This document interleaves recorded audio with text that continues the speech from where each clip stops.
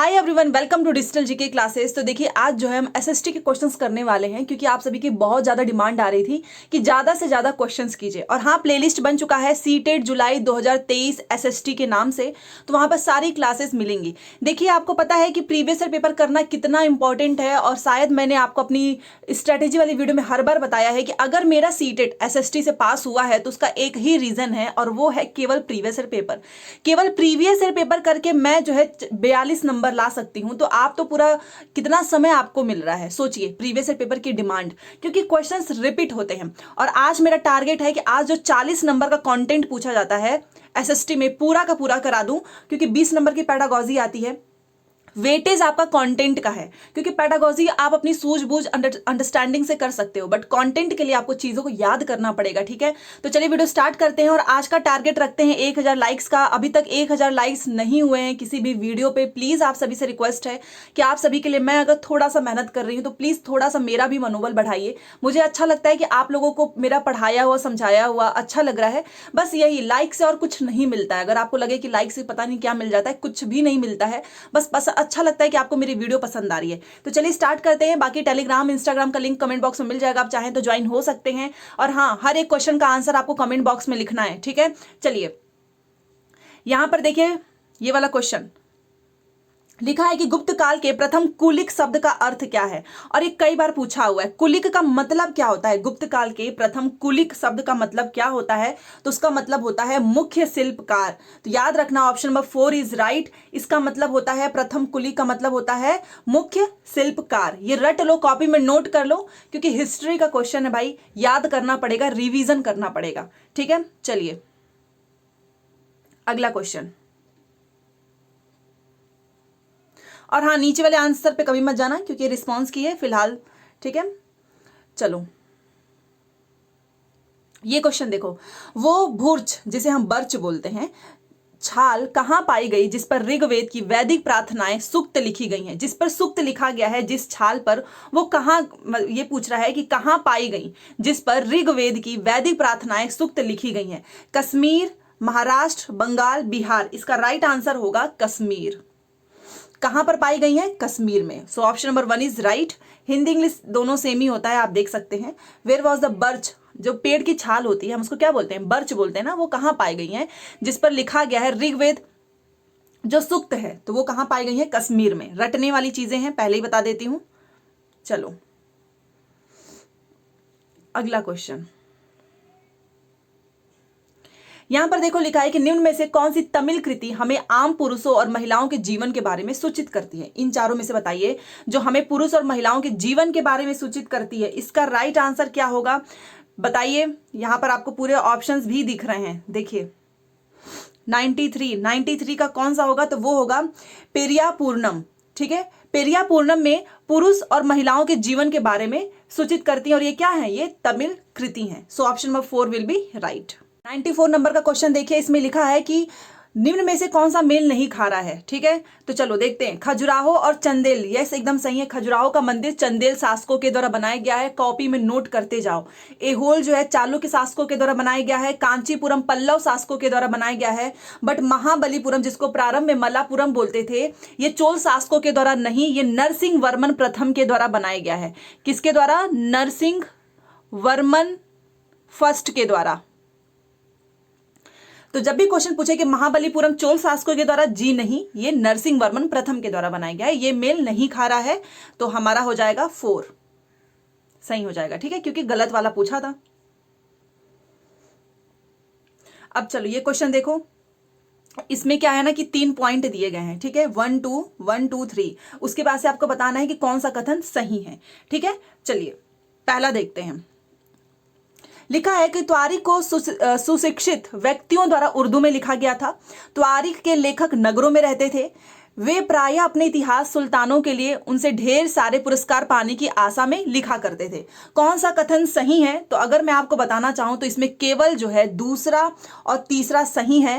त्वारिख को सुशिक्षित व्यक्तियों द्वारा उर्दू में लिखा गया था, ये बात गलत है।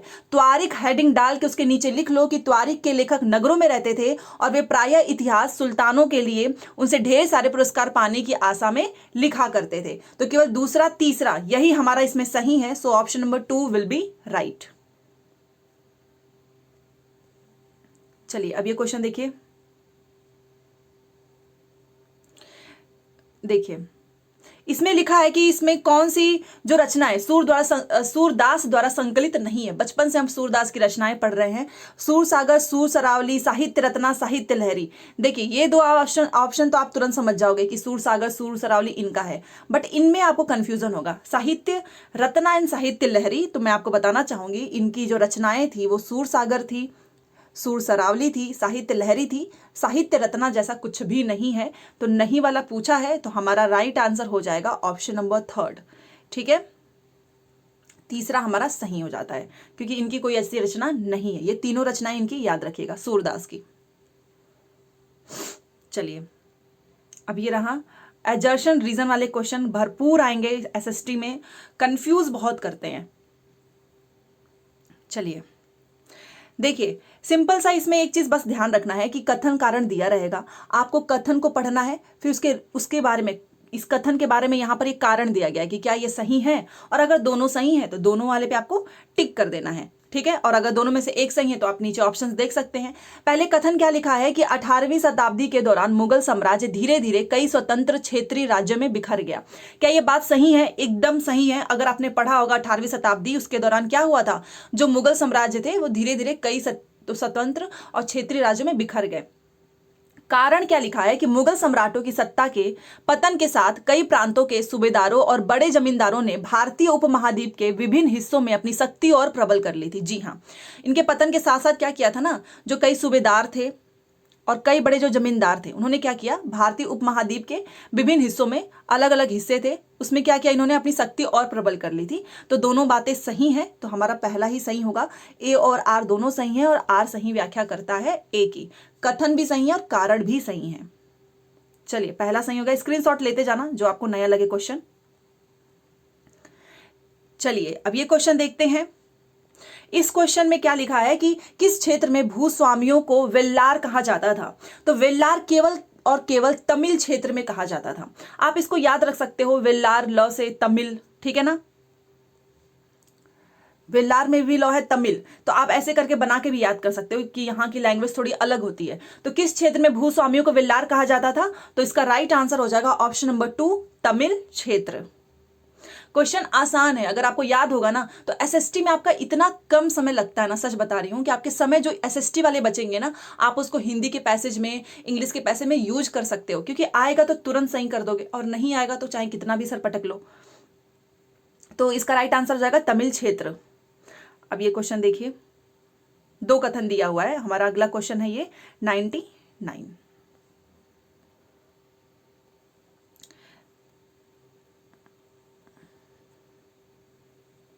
देखिए इसमें, इस क्वेश्चन में आपको बताना है कि दोनों कथन दिए गए हैं, उसको पढ़ो और सही उत्तर बताओ कि दोनों सही है या एक सही है। ठीक है, तो चलिए देखते हैं। ए लिखा है कि राजा राम मोहन रॉय जैसे लोगों को सुधारक इसलिए कहा जाता है क्योंकि वे मानते थे कि समाज में परिवर्तन लाना और अन्यायपूर्ण तौर तरीकों से छुटकारा पाना जरूरी है। आप राजा राम मोहन राय को आप सभी जानते हैं, एक समाज सुधारक थे और ये चाहते थे कि परिवर्तन लाना है, अन्यायपूर्ण तौर तरीके से हमको छुटकारा पाना है। ये एकदम बात सही है। दूसरा लिखा है कि सुधारकों का विचार था कि इस तरह के परिवर्तन लाने के लिए लोगों को इस बात के लिए प्रेरित किया जाना चाहिए कि वे पुराने व्यवहार को छोड़कर जीवन का नया ढंग अपनाने के लिए तैयार हो। जी हाँ, क्योंकि जो भी समाज सुधारक थे, उनका मोटिव क्या होता था कि वो जितने ज्यादा लोगों को अपनी बातों से प्रेरित कर सके कि देखो जो तुम अभी कर रहे हो जरूरी नहीं है कि सही है। तो यही तो वो चाहते थे ना, क्योंकि हर एक इंसान, अगर एक इंसान को भी वो बदल रहे हैं तो वो बहुत बड़ी उसकी वैल्यू है, क्योंकि वो इंसान दूसरे को बदलेगा। तो दोनों कथन एकदम सही है, तो तीसरा हमारा सही हो जाता है। और ये अभी आपका रिसेंटली एग्जाम जो हुआ है ना, वही सारे क्वेश्चंस हैं जो अभी आपका फरवरी तक कंप्लीट हुआ है। चलिए अब 100 क्वेश्चन देखते हैं। 40 क्वेश्चन करने का टारगेट है। लाइक शेयर करते जाओ दबा के प्लीज, ताकि मेरा भी मनोबल बना रहे। देखिए, पूर्व मद्रास चेन्नई में स्थापित वेद समाज किससे प्रेरित था? आप बताइए। अगर आपने पढ़ा होगा कि वेद समाज जो पूर्व मद्रास चेन्नई की बात हो रही है, तो वो ब्रह्म समाज से प्रेरित था। और कमेंट बॉक्स में लिखो ब्रह्म समाज के संस्थापक कौन है। अभी थोड़ी देर पहले ही हम उनके बारे में पढ़ रहे थे, तो बताइए ब्रह्म समाज के संस्थापक। और इसका राइट हो जाएगा पूर्व मद्रास चेन्नई में स्थापित वेद समाज प्रेरित किससे था? तो वो ब्रह्म समाज के द्वारा। तीसरा हमारा सही है। चलिए फिर से एजर्शन रीजन। ये देखिए हमारा हम 101 क्वेश्चन पे पढ़ गए हैं। हम अभी तक कितने 10 क्वेश्चन सॉल्व कर लिए। चलो इसमें भी आपको बताना है दोनों कथन और कारण अगर सही है तो अच्छी बात है, अदरवाइज हम दूसरा ऑप्शन देखेंगे। इसमें लिखा है कि ईवी रामास्वामी नायकर और पेरियार मनु संहिता भगवत गीता और रामायण जैसे ग्रंथों के आलोचक थे। जी हाँ, ये जो रामास्वामी नैयर हैं, पेरियार मनु संहिता है, ये क्या थे? ये भगवत गीता और रामायण जैसे ग्रंथों के क्या थे? आलोचक थे। ठीक है, याद रखना, कई बार पूछा हुआ है और लोगों को लगता है कि नहीं ये भगवत गीता और रामायण के आलोचक नहीं थे। हो गया। अब कारण क्या दिखा है कि पेरियार ने देखा कि ये ग्रंथ निम्न जातियों के, जो निम्न जाति हैं, के ऊपर उच्च जातियों और महिलाओं के ऊपर पुरुषों का वर्चस्व स्थापित करने के लिए उपयोग में लाए जाते हैं। कि लोग क्या कर रहे हैं, इस ग्रंथ में पढ़ के बोलते हैं कि देखो ग्रंथ में लिखा है कि जो ये जाति ऊंची है, महिलाओं के ऊपर क्या करते हैं कि महिलाएं जो है, पुरुष क्या करते हैं, महिलाओं का शोषण करते हैं। ये सारी चीजें इसलिए इसका यूज किया जा रहा है। इसीलिए ये क्या थे? भगवत गीता और रामायण जैसे ग्रंथों के आलोचक थे। क्या ये बात सही है? अगर आपने पढ़ा होगा सारी चीजें तो आप समझ सकते हैं दोनों बात एकदम सही है कि ग्रंथ का सही तरीके से यूज नहीं होता है। लोग बताते हैं कि ग्रंथ में भी महिलाएं दबी थी और आज के समय में भी पुरुष ही महान है, वो एक तरह से देवता उनको मानते हैं। तो दोनों बातें एकदम सही है, इसीलिए ये आलोचक थे। Option number 1 will be right. A और आर दोनों सही है और ये इसकी एकदम सही 100% सही व्याख्या करता है। ठीक है, चलिए पहला सही है। देखो एजर्सन रीजन के क्वेश्चन अगर आपको थोड़ी बहुत भी चीजें पता है ना, आप आराम से सही कर लोगे। बाकी मैं बहुत प्रैक्टिस करा दूंगी कि आपका गलती से भी गलत ना हो, बस आप सभी का सपोर्ट चाहिए। चलो देखते हैं ये क्वेश्चन। इसमें लिखा है और ये कई बार पूछा हुआ है, नोट डाउन जरूर करना। किस गवर्नर जनरल ने घोषणा की थी कि बहादुर शाह जफर अंतिम मुगल राजा होंगे? तो ये कैनिंग ने कहा था। कैनिंग ने कहा था कि जो बहादुर शाह जो जफर है ना, यही जो है अंतिम मुगल राजा होंगे। सो option number 1 will be right. History का क्वेश्चन। अब चलिए अगले क्वेश्चन पे चलते हैं। 103, निम्न में से किस भाषा में केसरी अखबार छपता था?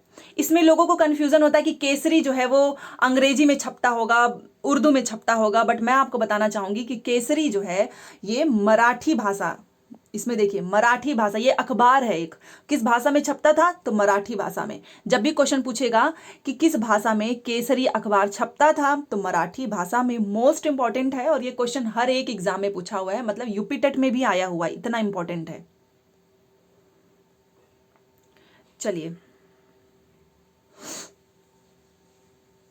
ये क्वेश्चन देख लीजिए, इसका जल्दी जल्दी आप लोग भी कमेंट बॉक्स में आंसर बताते जाइए। देखिए लिखा है कि निम्न में से किस एक्ट से भारतीय संविधान द्वारा काफी संख्या में प्रावधान लिए गए हैं? 1909, 1919, 1935 या 1947? मैं आपको बताना चाहूंगी जो 1935 का जो एक्ट है ना, यहां से जो है ना बहुत भारतीय संविधान द्वारा काफी संख्या में प्रावधान लिए गए हैं। सो ऑप्शन नंबर 3 इज राइट। याद कर लेना, बहुत इंपॉर्टेंट है।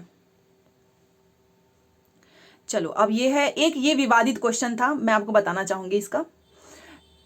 इसमें था ना, ये देखिए इस क्वेश्चन में पूछा था कि निम्न में से कौन सा सुमेलित नहीं है? कि चंद्रमा की संख्या कितनी है? मंगल पे 2 है, बृहस्पति पे 53 है, यूरेनस पे 52 है, नेपच्यून पे 13 है। तो मैं आपको बताना, इसमें देखिए ध्यान से पढ़ लेना, सुमेलित नहीं है, नेगेटिव वाला बताना है, गलत वाला। कई बार लोगों को लगता है कि सही वाला पूछा जा रहा है, यहां पर देखिए इज नॉट मैच करेक्टली, जो सही तरीके से मैच नहीं है। तो मैं आपको बताना चाहूंगी सीटेट ने, ये कौन सा नंबर है, हाँ 105, सीटेट ने क्या किया था, जो दूसरा लगाया था उसको भी सही माना, जो तीसरा लगाया था उसको भी सही माना, और जो चौथा लगाया था उसको भी सही माना है। तो दूसरा, तीसरा, चौथा, इसमें 3 आंसर थे और इसमें बस एक ही सही है, क्योंकि आप ऐसे तो आंसर नहीं दे सकते ना, आपको फिर नीचे कूट देना चाहिए था कि दूसरा तीसरा होगा, दूसरा तीसरा चौथा होगा। उन्होंने बस ऐसे लाइन से दे दिया था, तो इसलिए इसमें तीनों आंसर को माना गया था। केवल एक सही है मंगल वाला, जिसमें 2 हैं, बाकी ये तीनों आपके गलत हैं। और इसमें से जिसने भी जो भी ऑप्शन लगाया था उन सभी को नंबर मिला था। ठीक है, ये हर बार हो ही जाता है 1-2 क्वेश्चन के साथ, आप नोट जरूर कर लेना। चलो ये क्वेश्चन है हमारा फिर से एजर्शन रीजन। आप देख रहे हैं एसएसटी में कितने क्वेश्चन पूछे जा रहे हैं एजर्शन रीजन के।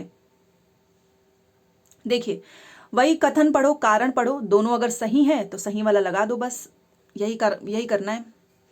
लिखा है कि कथन में कि उत्तर ध्रुव वृत्त और उत्तरी ध्रुव के बीच के क्षेत्र में बहुत ठंड होती है। जी हाँ, जो उत्तर ध्रुव वृत्त होता है और जो उत्तरी ध्रुव है उसके जो बीच का जो क्षेत्र होता है वहाँ पे बहुत ठंड होती है।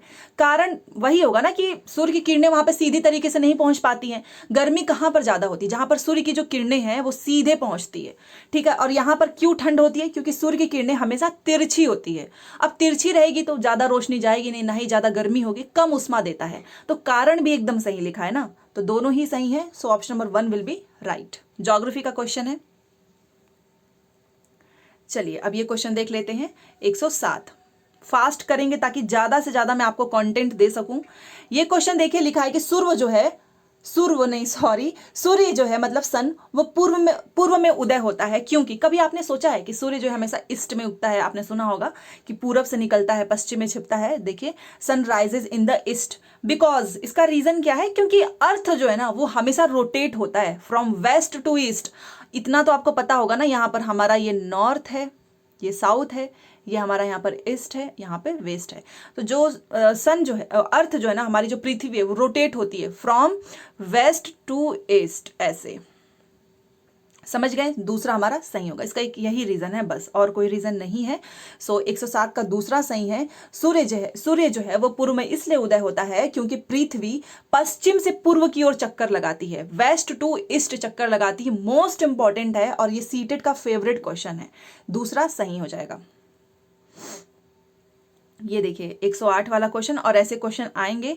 ये क्वेश्चन मैं आपको होमवर्क में दे रही हूँ कि आप प्लीज मुझे इसका आंसर जरूर बताना, और बहुत आसान है। एक बार मैं आपको पढ़ के इसको सुना देती हूँ। देखिए कैसे करना है।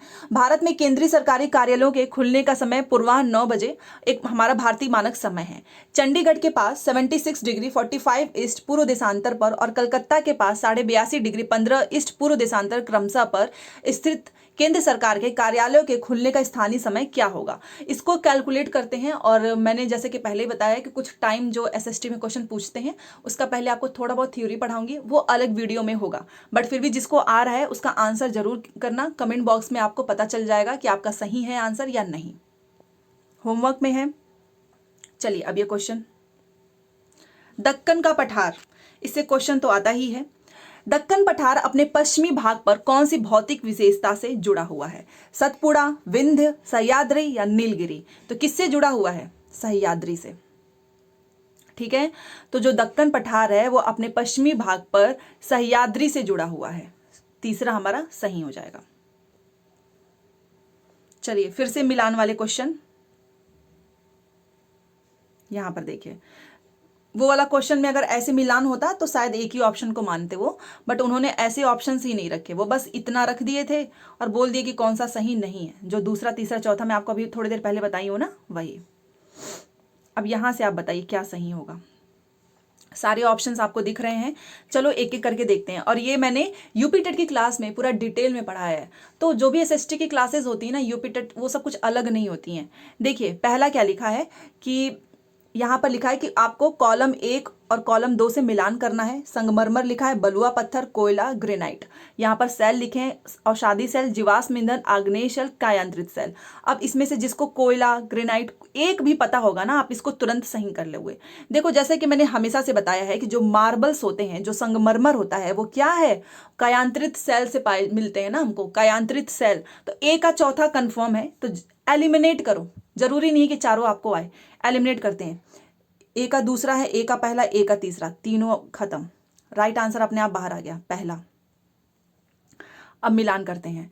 संगमरमर का हो गया कायांतरित सेल, इसको नोट कर लो, स्क्रीनशॉट ले लो प्लीज, रिक्वेस्ट है, ये 100% आएगा। बलुआ पत्थर आपका औषधि सेल है, ठीक है, एकदम सही है। कोयला हमको जीवाश्म से ही तो मिलता है, कोयला जीवाश्म ईंधन से, ये भी आसान था, आप कर सकते थे, ठीक है। सी का हो गया दूसरा, और जो बच गया ग्रेनाइट, उसका हो जाएगा आग्नेय सेल। तो बस यही इतना मिलान करना है, पहला सही हो जाएगा। इंग्लिश वाले भी देख लीजिए एक बार, इसका राइट आंसर है ये मार्बल, मेटामार्फिक रॉक्स, एम से आप याद रख सकते हो, ठीक है। सैंड स्टोन, बी का हो जाएगा पहला, सेंडिमेंट्री रॉक्स, एंड सी का कोल मतलब कोयला, कोयला का हो जाएगा फॉसिल्स, एंड ग्रेनाइट हमारा होता है इग्नियस रॉक से मिलता है, ठीक है। ये इसका सही मिलान है, पहला हमारा सही हो गया। चलिए, और ये हर बार पूछा हुआ है। फिर से मिलान वाले क्वेश्चन आए, देखिए देखिए यहां पर फिर से लिखा है कि आपको निम्न युग्मों पर विचार करना है। एक आपका है स्थल रूप और दूसरा है आपका घटक। स्थल रूप में आप देखिए ABCD यहां पर देखिए, और उसके बाद से नीचे लिखा है कि उपर्युक्त युग्म में कौन से युग्म सही है। तटबंध आपका पवन से मिला है, स्टैक आपका समुद्री तरंग से, छत्रक से नदी से, हिमोड आपका हिमनद से।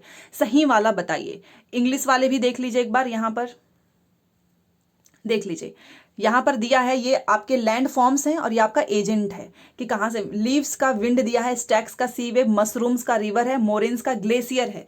इसका राइट आंसर आपको सही वाला बताना है। तो इसका सही हमारा केवल और केवल हमारा बी और डी सही है, बाकी गलत है।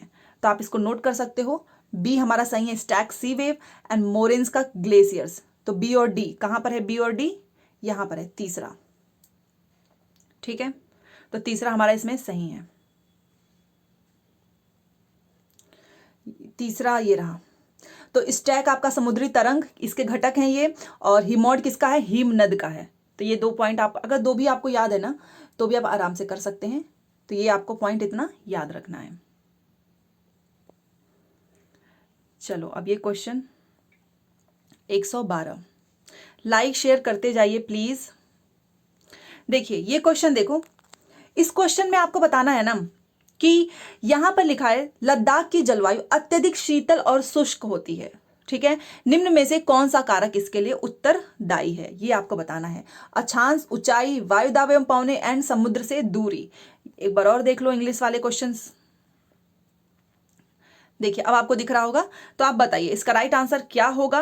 तो केवल केवल ऊंचाई की ही वजह से, तो आपको मैंने ईवीएस में पढ़ाया भी है पूरा लद्दाख के बारे में, तो कि काफी ऊंचाई पर स्थित है, इसीलिए तो कोल्ड एंड ड्राई है वहां पर, एक्सट्रीमली ठंडा रहता है और शुष्क रहता है, बारिश बहुत कम होती भी नहीं है। ये इसका कौन सा फैक्टर रिस्पॉन्सिबल है, तो वो है एल्टीट्यूड, जिसको हम बोलते हैं ऊंचाई। सो दूसरा हमारा सही हो जाएगा। तो इसका राइट आंसर है ऊंचाई। चलिए अब ये फिर से एजर्शन रीजन। देखिए थोड़ा सा इसको जूम करती हूं। 113 इसमें फिर से आपको बताना है कथन ए और कारण क्या दोनों सही हैं। कथन ए लिखा है कि कम तापमान वाले क्षेत्रों में वायु ठंडी होती है। जी हाँ, जहां पर तापमान, अब ये तो ऑब्वियस ही बात है, टेम्परेचर जहां पे कम होगा वहां की वायु ठंडी होती है। ठंडे क्षेत्रों में वायु भारी होती है। जी हाँ, जो भी ठंडा क्षेत्र होता है ना, वहां पर जो एयर होता है वो हैवी होता है, भारी होता है। कारण क्या है, क्योंकि वहां की जो वायु है वो ठंडी होती है, इस वजह से वो भारी है। ठीक है, तो ठंडे क्षेत्रों में वायु क्या है, भारी होती है। दोनों बातें एकदम सही लिखी है। So option number 1 will be right. A और आर दोनों सही है और आर ए की सही व्याख्या करता है। पहला सही हो गया।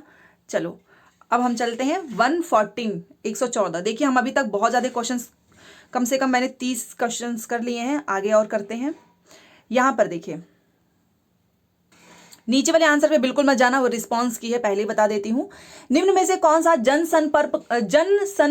संपर्क माध्यम का उदाहरण नहीं है। समाचार पत्र, रेडियो, सेलुलर फोन, टेलीविजन। बहुत आसान है ये तो, कॉमन सेंस वाला क्वेश्चन डाल दिया है सीटेट ने। आप बताइए, आप बताओ ना। मास मीडिया का एग्जाम्पल तो पूछ रहा है, न्यूज़पेपर से आपको मिलता ही है, मास मीडिया से, रेडियो से भी मिलता है आपको सारी, मतलब आप घर बैठे हो पूरी देश दुनिया के बारे में सारी जानकारी आपको न्यूज़पेपर से, रेडियो से, टेलीविजन से मिल जा रहा है।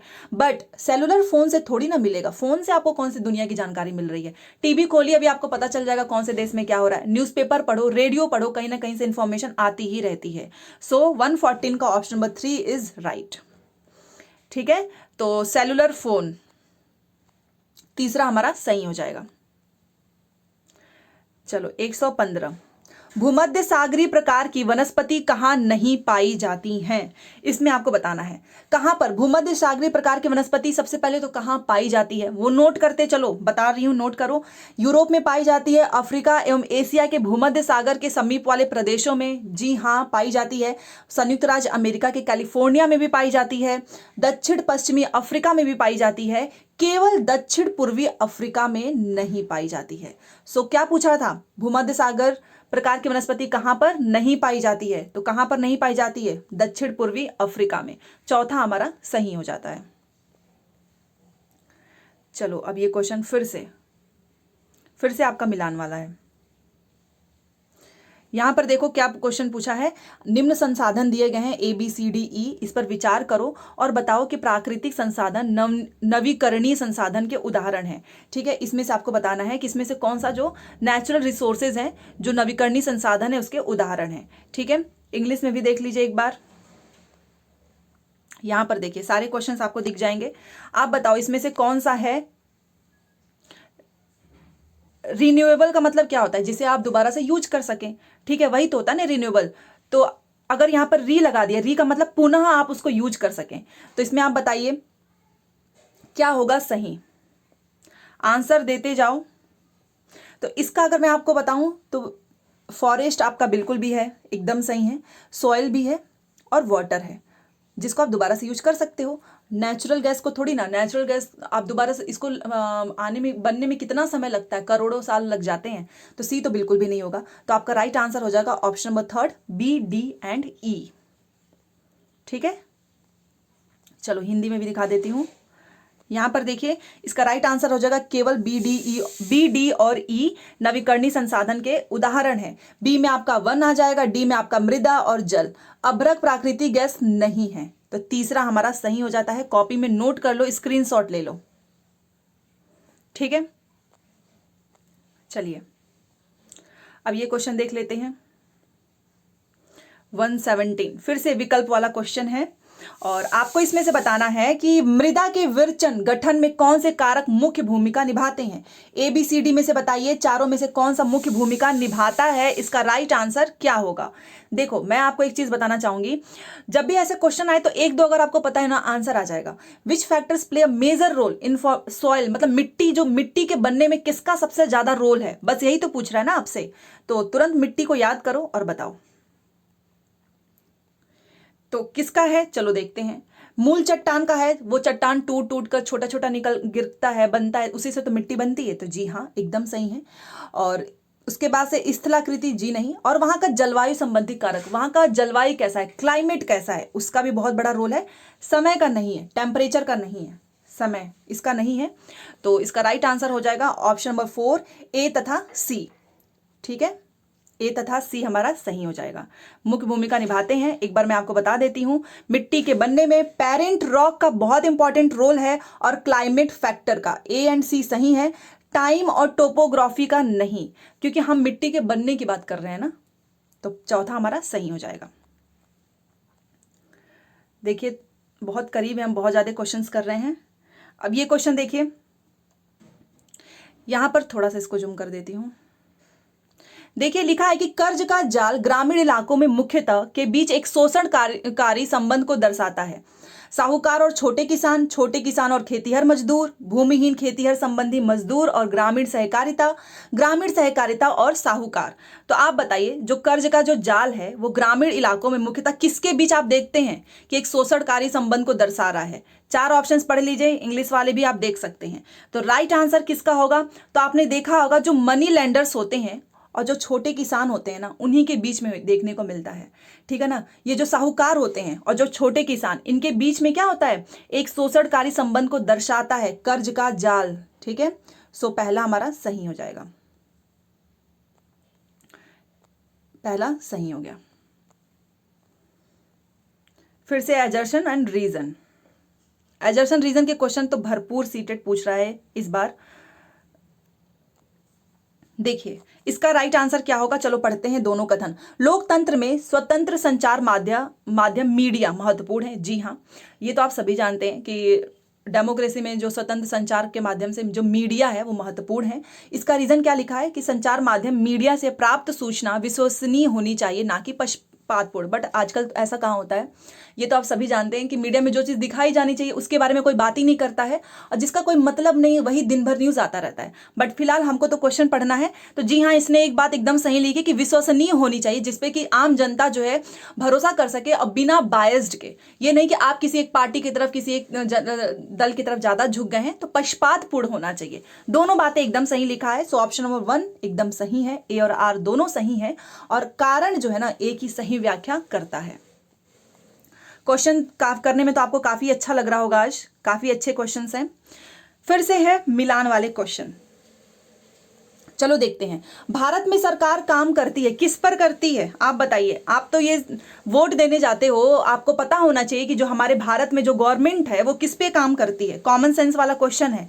क्या वो वार्ड स्तर पर, राज्य स्तर पर, राष्ट्रीय स्तर पर, क्षेत्रीय स्तर पर? निम्न में से कौन सा विकल्प इसमें सही है? तो मैं आपको बताना चाहूंगी, राज्य स्तर पर करती है और राष्ट्रीय स्तर पर। सरकार जो होती है ना, वो राज्य और राष्ट्रीय स्तर पर काम करती है, वार्ड और क्षेत्रीय स्तर पर नहीं। तो इसका राइट आंसर क्या होगा? इसका राइट आंसर होगा बी एंड सी। तो हमेशा याद रखना, जो हमारा इंडिया है, यहाँ पे जो सरकार है वो काम करती है राज्य और राष्ट्रीय स्तर पर। ठीक है, तो दूसरा हमारा सही हो जाता है। तो ये थी आज की क्लास। आई होप आपको क्लास अच्छी लगी होगी। बहुत मजेदार क्वेश्चंस हमने कर लिए हैं और ऐसे ही बहुत सारी क्लासेस आपको मिलती रहेगी। पूरा एसएसटी आपका यहाँ से तैयार हो जाएगा, चिंता मत करो। पैडागोजी भी कराऊंगी। तो जाते जाते लाइक शेयर सब्सक्राइब कर दो। बाकी टेलीग्राम में जुड़ जाओ, वहां से अपडेट मिलता रहेगा। मिलते हैं नेक्स्ट क्लास में। Thanks for watching.